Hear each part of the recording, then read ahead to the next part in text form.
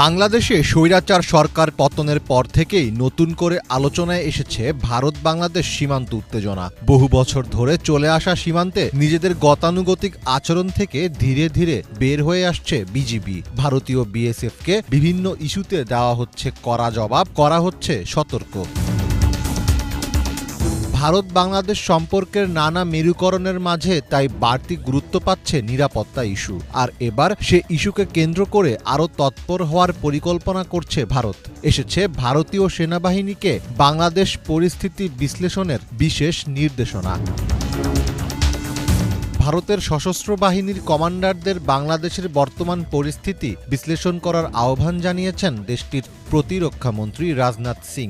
অপ্রত্যাশিত যে কোনো কিছু মোকাবিলার জন্য প্রস্তুত থাকার আহ্বান জানান তিনি।